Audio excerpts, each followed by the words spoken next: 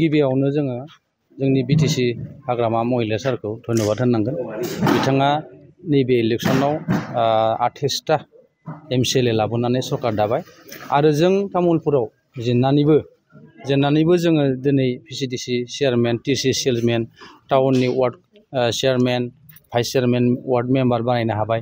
बिथांखौ जों गोसो गोरबोनिफ्राय साबायखर गिबियावनो बावहरग्रोदो।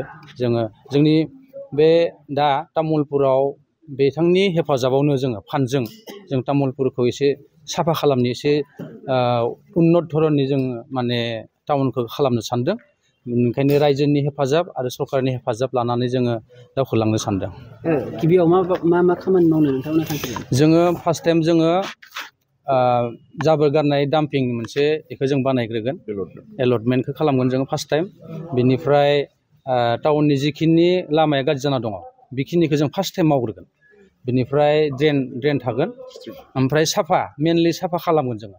मेनलि माने प्लास्टिक कागज पाति गोलैना थानाय जायगाखौ जों साफा खालामगोन फार्स्ट टाइम। बिनिफ्राय डाम्पिं माबायाथ' थागोन, बे स्ट्रिट लाइटआ थाखागोन जोंहा। बे स्ट्रिट लाइटखौ टारगेट लाग्रोदो फार्स्ट टाइम जोङो नैबे माबायाव बोसोराव। तामुलपुर जे मिउनिसिपाल बर्डआ बेयो बेसेबां गुवार एरियासिम कभार खालामो? कभाराथ' 300 बेसेबांबा होन्दोंमोन, दानिया आंबो गोदान मिथिथ'वाखै। खिन्थु वार्डनि माबाया 10टा। बिथिं एरिया बननगर, बिथिंजाय एरिया बरखाथा एरिया, बिथिंजाय कुसुबारि, घगमारि एरिया सार्कोल, ओमफ्राय बिथिंजाय पुनिया मेन एरिया बेखिनि।